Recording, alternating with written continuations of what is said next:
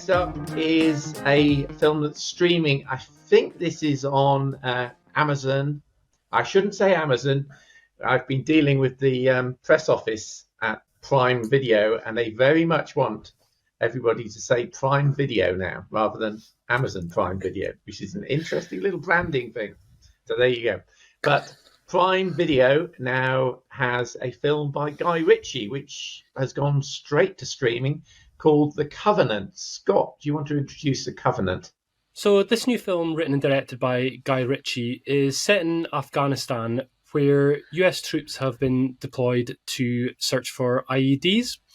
And they've made a promise that any interpreters that help them can have safe passage and visas to the US. However, the US may not hold up their end of the bargain. Here's a clip.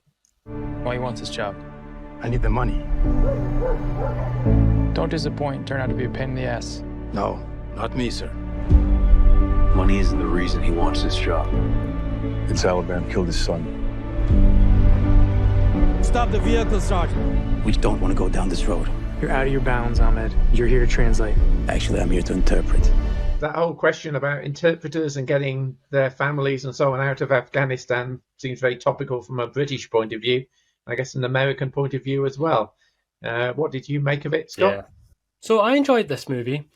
We get very much the Guy Ritchie style early on, where it introduces us to our characters very fast with all their names and ranks up on the screen.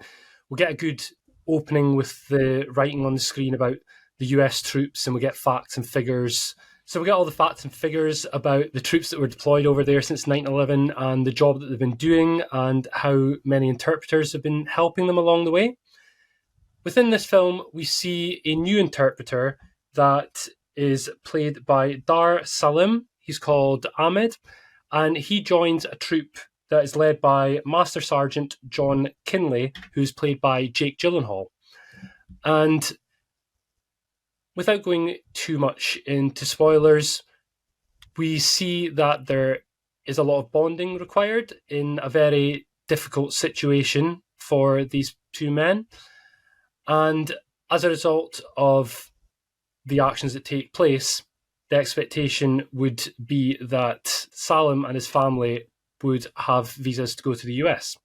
However, the US would not hold up their end of the bargain on this, and this would result in Kinley returning to Afghanistan to try and save his new friend and comrade.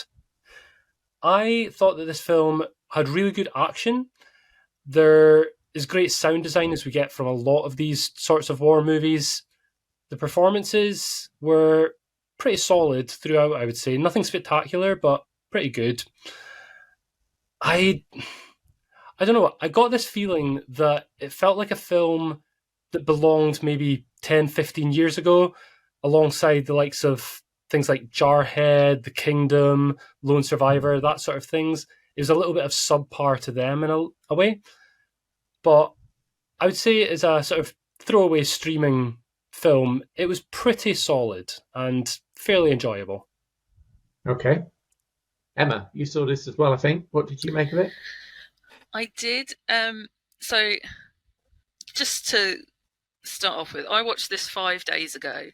In that time, I have forgotten I watched the film 3 times, and 2 of those times were today. It was fine. It was fine. I really enjoyed the character of Ahmed, and the gentleman who portrayed him did it fantastically well. I really enjoyed the Jake Gyllenhaal at the end of the film. I thought his performance in that area, obviously trying to sort out the visas and things, I thought that was a really strong performance there. But everything else, I mean, like Scott said, it does feel like it actually, like, people were doing this sort of film like a little while back, and that, you know, it's a little bit out of place, and I think that's why I wasn't quite engaged with it. Does it feel like a Guy Ritchie film?